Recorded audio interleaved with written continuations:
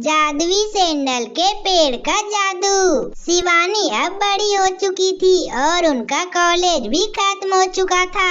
शिवानी के माता पिता को सिर्फ एक ही बात की टेंशन थी कि वो जल्दी से शिवानी का शादी हो जाए और उन्हें जल्दी संजय नाम का लड़का मिल जाता है। वो बहुत ही मेहनती एवं ईमानदार लड़का था। संजय के माता पिता नहीं थे, लेकिन वो कुशल बिजनेसमैन था। उन्होंने हाल ही में एक बहुत बड़ा सा सैंडल का बिजनेस खोला था। शिवानी बिटिया जल्दी से तैयार हो जा, आज तुम्हें लड़के वाले देखने आ रहे हैं। माँ, लड़के वाले क्यों? इतनी जल्दी भी क्या है अभी शादी की? मेरी अभी तो एग्जाम हुए हैं, मुझे अभी जॉब की तैयारी करनी है और अपने पैरों पर खड़ा होना है। बंद कर बकवास, क्या तू कमाएगी? हमारे खानदान में कोई लड़की की कमाई नहीं खाता और संजय अच्छा लड़का है और वह बहुत अच्छा कमाता भी है। वहाँ तुम्हें कोई भी दिक्कत नहीं होगी, वो तुम्हें रानी बनाकर रखेगा।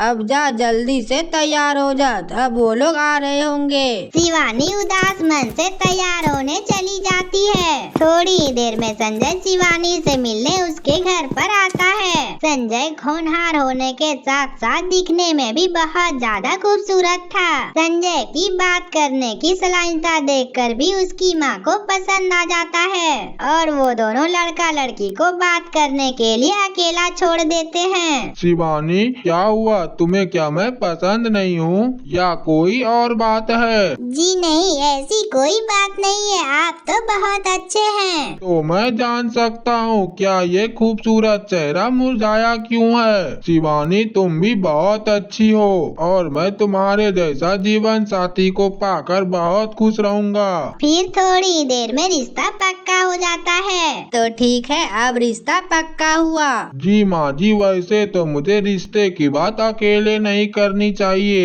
लेकिन मैं क्या करूँ, मेरे माता पिता ही नहीं हैं। अरे ऐसा क्यों कहते हो बेटा, मैं हूँ ना तुम्हारे लिए। ये लो मिठाई, मुँह मीठा करो। फिर थोड़ी दिनों में दोनों की शादी धूमधाम से हो जाती है। दोनों एक दूसरे के साथ बहुत ज्यादा खुश थे। संजय का काम अच्छा खासा चल रहा था और वो सुबह जल्दी निकल जाता था और शाम को लेट से आता था।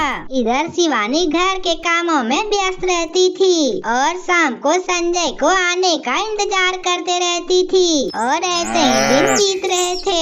एक दिन शिवानी जब घर में पोछा लगा रही थी और उसे 2-3 बार चक्कर आया और बेहोश होते होते बची। शिवानी घर का काम खत्म करके बगल के ही डॉक्टर के पास चली जाती है। और बताओ शिवानी, क्या हो रहा है? डॉक्टर, उल्टी भी कई बार आ चुकी है और कुछ खट्टा खाने को मन करता है। घबराने की कोई बात नहीं है, ऐसे समय में ऐसा होता है। तुम्हें अभी अब अपना खास ध्यान रखना होगा। क्यों डॉक्टर? अरे बुद्धू, अब तू माँ बनने वाली हो। ये सुनकर शिवानी फूले नहीं समाती। वो खुशी खुशी वहाँ से घर आ जाती है। थोड़ी देर में संजय भी घर आ जाता है। बधाई हो जी, आप अब पापा बनने वाले हैं। ये सुनकर संजय खुशी से नाचने लगता है। उनके खुशी का मानो तो कोई ठिकाना ही नहीं था। अपने पति को इतना खुश देखकर शिवानी को भी बहुत अच्छा लगता है। शिवानी, तुम नहीं जानती आज मैं कितना खुश हूँ। तुमने मुझे दुनिया की सबसे बड़ी खुशी दी है। तुम देखना अब मैं तुम दोनों के लिए कितना दिन रात मेहनत करता हूँ, इसलिए तुम्हारे और तुम्हारे बच्चे को कभी जिंदगी में कोई पैसे की कमी नहीं होगी। अगले दिन शिवानी, मैं जा रहा हूँ, अपना तू ध्यान रखना। रात को थोड़ी देर हो जाएगी तो तुम खाना खाकर सो जाना। अब आप और देर से आओगे? अरे इतना मेहनत करने की क्या जरूरत है जी? जरूरत है शिवानी, तभी तो मैं आने वाले बच्चे का कल अच्छा कर पाऊंगा। शादी का सीजन चल रहा है, रात को काम अच्छा होता है। देर रात तक दुकान खोलूंगा तो 2 से 3 जोड़ी सैंडल फालतू के बिक जाएंगे, जो कि हमारा फायदा होगा। और ऐसे ही दिन बीत रहे थे। एक दिन संजय रोज की तरह अपने दुकान पर बैठा था और कहते हैं ना, अनहोनी को कौन रोक पाता है। वह काली रात थी। संजय बार बार दुकान से बाहर आकर तूफान रुकने का इंतजार कर रहा था, लेकिन तूफान है जो कि रुकने का नाम ही नहीं ले रहा था। कैसा तूफान है, लगता है कोई कयामत आने वाली है। मुझे जल्दी घर के लिए निकलना चाहिए। तेज आंधी एवं बारिश के चलते संजय घर नहीं जा पा रहा था। वो वहीं दुकान पर बैठकर बारिश थमने का इंतजार कर रहा था, लेकिन नियति को ये कहाँ मंजूर था। संजय को दुकान पर बैठे बैठे ही नींद लग जाती है और वो गहरी नींद में सो जाता है और एक तेज हवा के झोंके के चलते वो रखा हुआ दिया सैंडल पर गिर जाता है। फिर क्या था, देखते ही देखते पूरे दुकान में आग लग जाती है और आग देखते ही देखते पूरी दुकान को आक्रोश में ले डूबती है। और इतना ही नहीं, उस आग में संजय की भी मौत हो जाती है। इधर इन सब बातों से बेखबर शिवानी सुबह जगती है। अरे मेरी आँख कैसे लग गई और ये तूफान चला गया क्या? और वो बालकनी में जाकर देखती है तो मौसम बहुत शांत था, लेकिन उसके जिंदगी के जो रात में तूफान आया था उनसे वो बेखबर थी। तभी कोई शिवानी का दरवाजा खटखटा रहा था। शिवानी का दिल बहुत जोर जोर से धड़कने लगता है। इतना सुबह सुबह कौन हो सकता है? और वो जब दरवाजा खोलती है तो एक बूढ़े आदमी को देखती है। काका, आप इतने सुबह सुबह, सब कुछ ठीक तो है ना? इतना सुनकर शिवानी को रात की घटना सारी कुछ बाबा बताते हैं। काका, आप क्या बोले जा रहे हैं? क्या आपको इन बातों का जरा भी अंदाजा है? नहीं, ऐसा नहीं हो सकता, मेरे पति नहीं मर सकते। काका की उन बात सुनकर शिवानी फूट फूट कर रोने लगती है। काका शिवानी को हौसला रखने को कहकर चले जाते हैं। संजय को गुजर जाने के बाद शिवानी बिल्कुल अकेली हो चुकी थी। वो भी अब जीना नहीं चाहती थी, लेकिन कोख में पल रहे बच्चे को देखकर शिवानी जिंदा रहने का फैसला कर लेती है और वो बहुत जल्दी एक प्यारी सी बच्ची को जन्म देती है। संजय, देख रहे हो ना, हमारी कितनी प्यारी सी बेटी हुई है। अगर आज आप होते तो आप कितने खुश होते। तभी कुछ लोग वकील के साथ शिवानी के घर पे आते हैं। शिवानी, मुझे बहुत दुख के साथ कहना पड़ रहा है कि संजय ने जो सैंडल का शोरूम खोला था उसमें उसने बैंक से 50 लाख रुपए का लोन लिया था जो अब जल चुका है। तो हम उस पैसे की वसूली के लिए इस घर को नीलाम करने जा रहे हैं। तुम अपने लिए कोई नया घर ढूंढ लो,